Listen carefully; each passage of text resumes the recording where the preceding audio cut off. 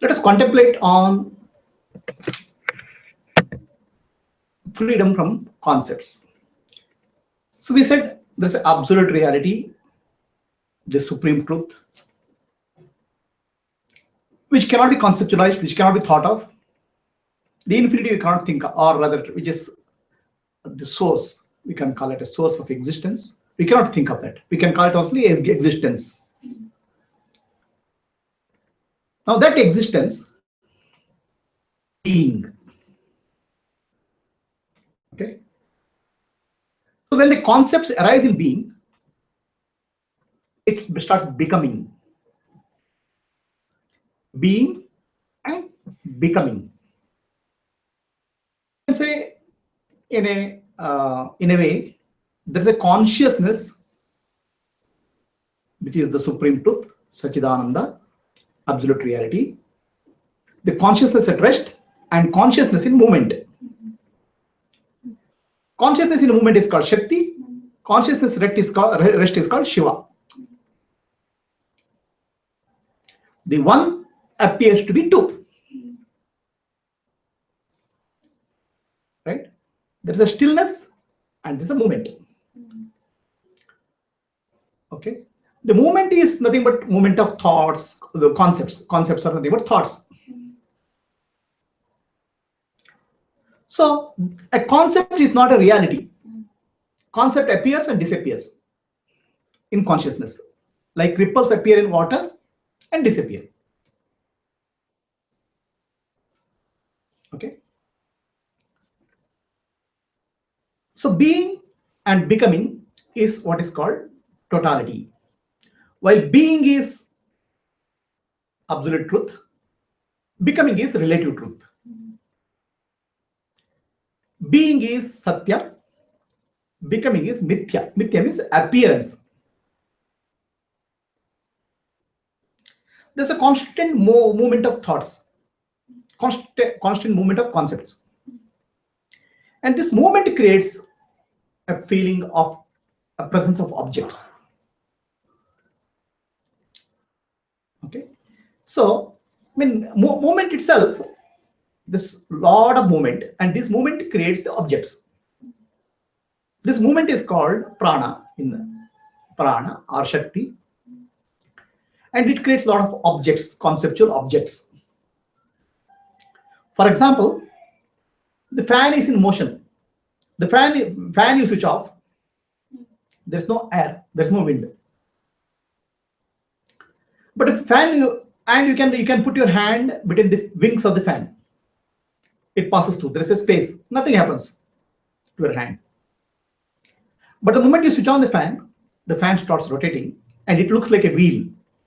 It has no longer the shape of the wing.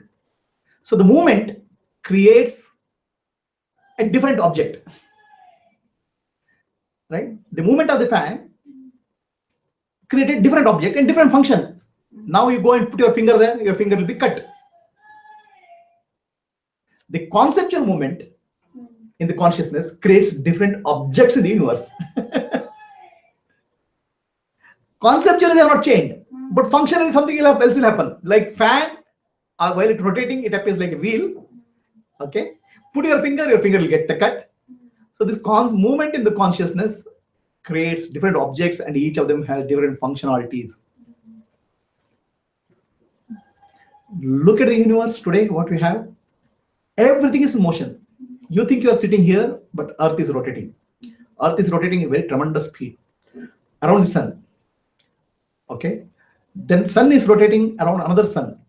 Another sun is rotating another galaxy. So everything is rotating, moving very fast. And this movement is giving an illusion of an object. You understand? So look at this: the sun, the moon, your being, your body, mind, the world, everything is a concept. But this concept in motion creates the object. And each of them have different functionality because of the movement. So that's how the creation comes into picture, from being, becoming. Okay. I would say, I would give an example. There's an engineer wants to build a building. Now, first he engineers building is conceptualized in the engineer's mind. Then a blueprint is made in the mind, and then a physical object is created. So now, all same thing happens in consciousness. There are concepts arise. The concepts move. These concepts. There's a movement of these concepts, and the physical structure, physical universe appears. Except that, in the case of engineer, the physical structure is different from the engineer. In consciousness, everything is in consciousness only. Okay, every object is in consciousness, and that object is also consciousness. It's not different. Understand? It appears to be different because of motion, because of the concept. Really, it's consciousness. An example is a wave rises in the ocean and falls back. A wave is also an ocean, part of the ocean. Right?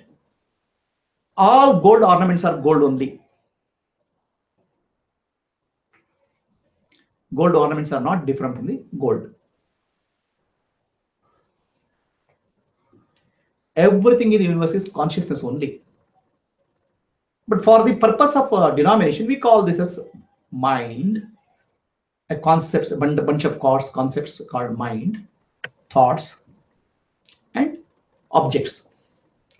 But in reality, all of them are consciousness only, and all of them are mithya, which are temporary in nature. If you inquire, they'll just they are. You find them there to be consciousness, nothing else. Right? The being and becoming. So where there was no division, now a division seems to have appeared, being and becoming. But from the perspective of an individual, there's a separation. From the perspective of consciousness, there's no separation. Nothing has happened in the consciousness. Water, ocean, and waves. From wave point of view, there's a movement. From the water point of view, there's nothing. Water is as always. Nothing has happened from the point of view of water. So the consciousness and movement in consciousness. Movement in the consciousness is the creation, the world. Okay. The consciousness is the substratum, the fundamental reality. The movement is a mithya or appearance. The substratum is reality. So now, what was one has become two. What was not? What was beyond one? Okay, appears to have become two. Consciousness in rest and consciousness in motion. Still, it has not become reality. The motion is consciousness in motion is nothing but objects.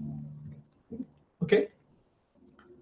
So, when the consciousness identifies with one of the object, it gives a reality to the object. For example, an actor thinks of a role of a beggar. The role of a beggar is a concept. But when the actor puts the role of a dress of a beggar, then he plays this. Then it becomes a reality. The concept is becoming reality.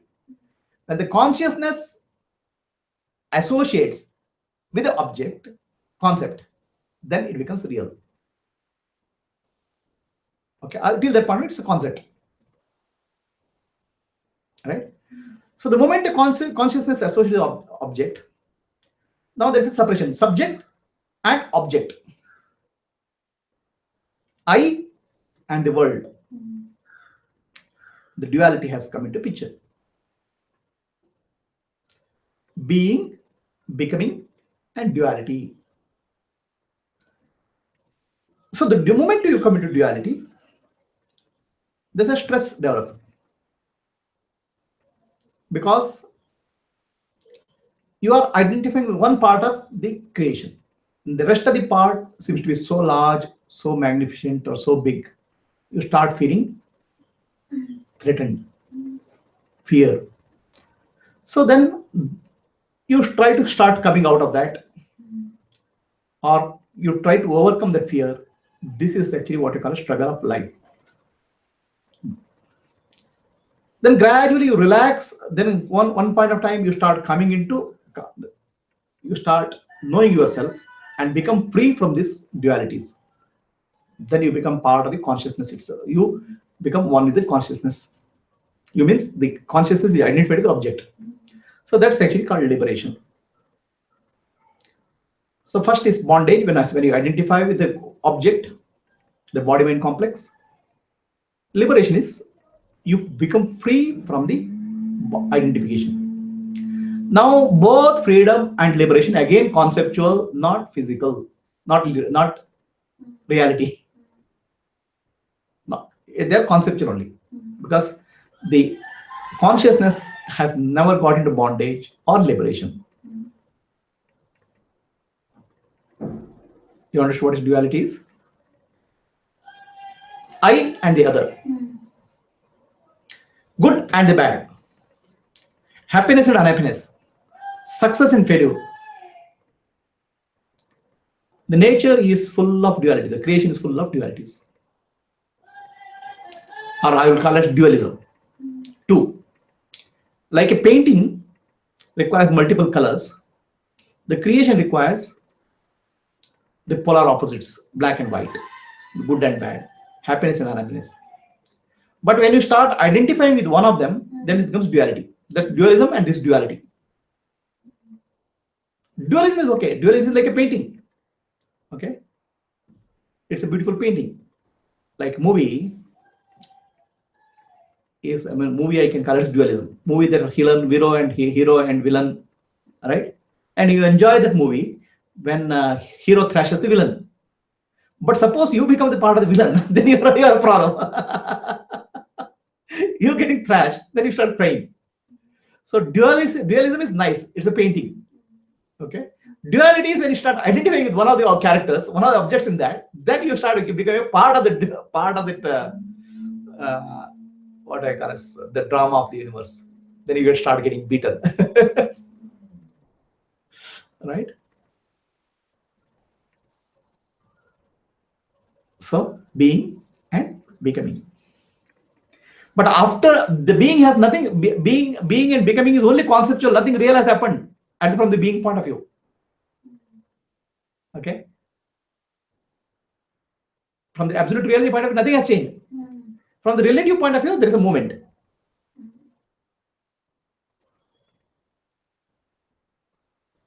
Okay.